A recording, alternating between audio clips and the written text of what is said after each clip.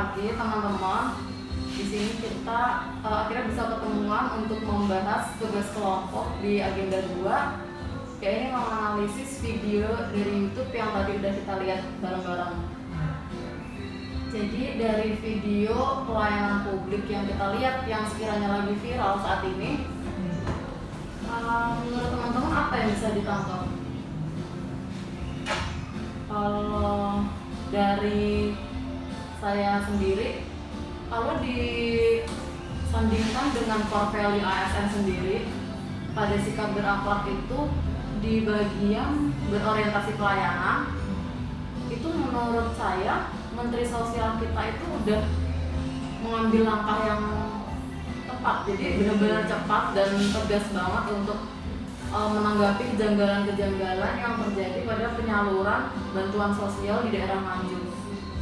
Karena memang benar untuk saat ini itu tidak jarang banyaknya agen-agen yang menyalahgunakan kewajiban mereka yang harusnya membantu penerima bantuan, itu malah memegang kartu KSS dengan yang nanti kita tidak tahu di pertanggungjawabannya seperti apa kan kalau mereka yang menyalurkan toh pada penerima bantuan.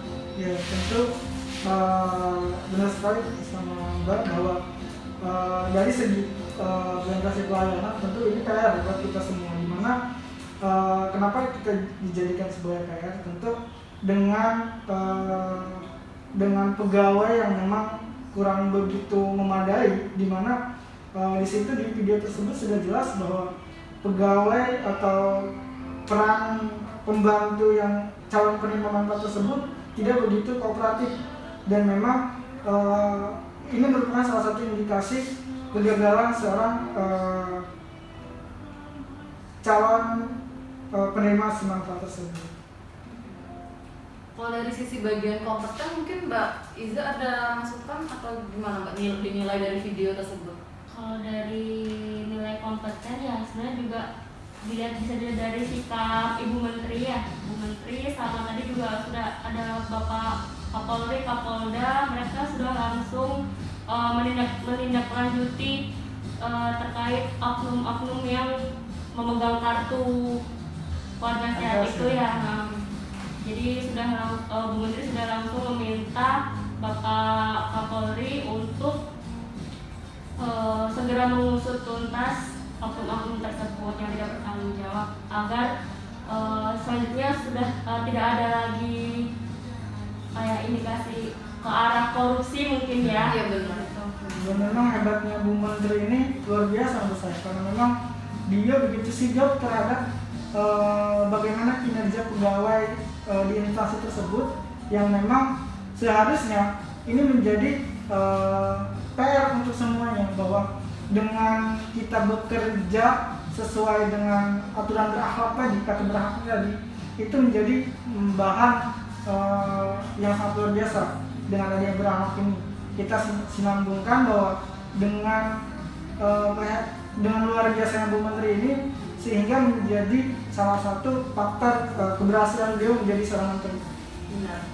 Kalau kita sandingkan di poin loyal pada nilai berakhlak ini, pengamalan loyal kan salah satunya menjaga nama baik. Tadi sempat nggak kalian kalau Bu Menteri ini berkata kadang Kementerian Sosial ataupun Dinas Sosial sendiri sering dianggap melakukan tindak korupsi karena mungkin penyaluran bantuan yang tidak merata atau tidak sesuai tepat sasaran. Padahal kenyataannya mungkin di lapangan justru agen-agen ataupun oknum-oknum yang dekat dengan masyarakat itu sendiri yang melakukan penyalahgunaan sehingga menimbulkan kegiatan korupsi seperti itu. Tapi yang disalahkan justru Kementerian Sosial ataupun bagian dinas-dinas atas yang sekiranya tidak melakukan hal tersebut gitu. Jadi beliau menjaga nama baik instansi beliau dengan mengusut tuntas kasus tersebut, sehingga dia tidak berkelanjutan berkepanjangan kasus ini, sehingga jumlah yang nantinya dikorupsi oleh orang-orang tidak bertanggung jawab tidak semakin bertambah besar. Bagus mereka itu. Itu juga ini sih terkait dengan nilai kolaboratif juga ya. Jadi kan terjadi kolaborasi antara dari dinas sosial, terus Bu Menteri, terus dari kepolisian, dan juga ada bagian dari korupsi juga langsung diterjunkan juga. Jadi supaya kalau bisa bekerja sama dengan baik, bisa sama-sama mengusut yang tidak bertanggung jawab ini. Dan memang lagi-lagi dengan adanya kolaboratif tentu berkesinambungan lagi dengan adaptif, di mana memang baik itu kementerian, baik itu kepolisian dan lain sebagainya memang menunjang keberhasilan suatu program. Nah, di mana Bu Menteri ini sangat adaptasi dengan adanya perubahan ini, ditambah di berbagai daerah memang banyak sekali aktivitas atau penyalahgunaan bantuan sosial ini, sehingga Bu Menteri berorientasi bahwa kita harus terjun ke lapangan. Untuk apa ya? Untuk menanggulangi kejadian-kejadian seperti ini. Nah, dengan terjunnya langsung Bu Menteri ini ke lapangan, itu justru membuktikan nggak sih nilai akuntabelnya, bertanggung jawab. Beliau bertanggung jawab secara langsung terkait tugasnya, walaupun sebagai pelaksana harusnya bagian bawah yang menjalankan, namun beliau di bagian atas yang ikut turun langsung ke lapangan melihat jalannya kegiatan penyaluran bantuan bansos. Ya memang harus Mbak. Jadi dengan adanya core value yang baru ini, tentu menjadi salah satu contoh buat kita semua, selaku kita sebagai calon pegawai negeri sipil, kita harus contoh Bu Menteri. Salah satunya ya dengan kita bekerja secara maksimal, dengan bekerja sesuai dengan totalitas, maka keberhasilan itu akan kita rasakan. Benar.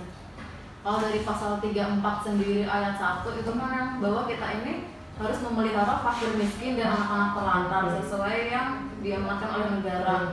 Nah, kalau dari sisi Mas Gugun sendiri yang bekerja di kebetulan dinas sosial, itu gimana Mas Gugun melihat kejadian realitasnya secara gini tuh gimana Mas Gugun? Ya, memang kita nggak bisa menilai bahwa dengan kekurangannya kita SDM di masing-masing daerah, tentu ini menjadi PR untuk semuanya, baik itu di lingkungan pusat maupun daerah, di mana kita harus pahami bahwa semakin banyaknya SDM yang berkompeten, tentu keberhasilan itu akan cepat tercapai. Nah, di mana saya lihat dari segi sini dengan adanya dan perlunya SDM yang berkompeten, tentunya ini bisa menjadi suatu upaya agar tidak terjadinya seperti kejadian tadi. Jadi artinya kita sebagai ASN tentu harus bekerja secara maksimal, dan memang pemilihan SDM yang mumpuni tentu ini bisa menjadi lagi-lagi kesuksesan kita di setiap program.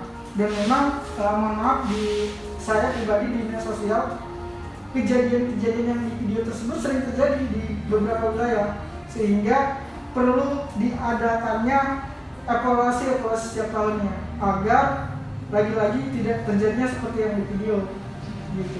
Yang saya tekankan di sini, bagaimana setiap instansi bisa memilih SDM yang berpotensi bisa menyelesaikan isu-isu yang ada di masing-masing daerah, khususnya di dinas sosial. Mungkin juga terjadinya ini sebetulnya juga ada faktor lain yang kenapa ada oknum tersebut, mungkin ya itu karena ada penerima bantuan mungkin kurang paham dengan teknologi, betul kan, orang-orangnya sudah lanjut usia yang tidak paham, sehingga memang perlu dibantu dengan agen-agen itu. Tapi kembali lagi, agen-agen tersebut harus dipilih dari SDM yang memang berkualitas, yang bisa bertanggung jawab. Iya, seperti itu. Sebenarnya memang diperlukan agen-agen tersebut untuk membantu masyarakat yang mendapatkan program bantuan bansos tersebut. Cuma emang seperti itu jalannya ya. Jadi harus memilih manusia-manusia yang memiliki jiwa berakhlak ini tadi, bisa memegang tanggung jawab, berorientasi pelayanan, akuntabel, loyal, dan tidak mementingkan kepentingan diri sendiri, tapi lebih mementingkan kepentingan masyarakat tersebut. Nah, jadi izin sekali lagi menambah terkait pendamping ya. Tadi ya memang yang tersorot di video tersebut yaitu pendamping dari si penerima manfaat. Nah, Bapak Ibu perlu dipahami bahwa pendamping ini adalah non-ASN ya, di mana lagi-lagi perekrutan tersebut dibalikan lagi kepada instansi pemerintah maupun pusat. Nah, tentu saya mengharapkan dan menginginkan setiap ada rekrutan pendamping harus lagi-lagi penjaringannya harus berkompeten. Artinya tidak asal nambah ataupun ibaratnya saling kenal gitu, dia jadi apa namanya, jadi pendamping. Tentu tidak perlu adanya penjaringan yang memang luar biasa, dan lagi-lagi yang kita bicarakan adalah SDM-nya, baik itu yang ASN ataupun yang ASN-nya. Kita aja sih menurut saya. Jadi intinya kembali lagi dengan adanya nilai berakhlak ini diharuskan memberikan pelayanan prima kepada masyarakat.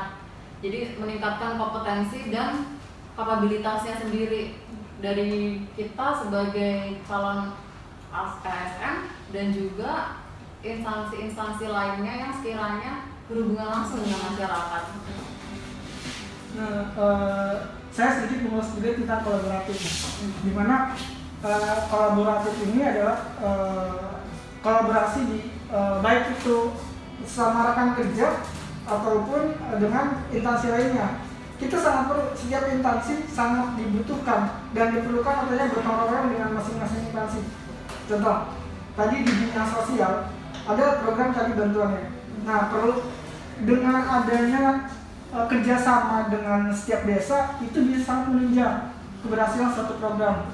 Dan tentu lagi-lagi saya menginginkan dan mengharapkan kolaborasi itu berjalan dengan baik dengan adanya core value yang baru ini, yang mudah-mudahan ada kebijakan-kebijakan yang sangat bisa membantu kita menjadi ASN yang lebih baik.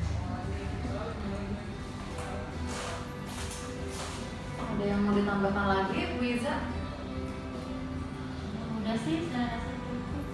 Oke, kalau seperti itu saya rasa untuk diskusi kita cukup sampai di sini. Selanjutnya kita akan mulai merancang untuk bahan bahasannya berupa dokumen, kemudian nanti akan kita kembangkan dalam bentuk presentasi. Gitu ya, teman-teman.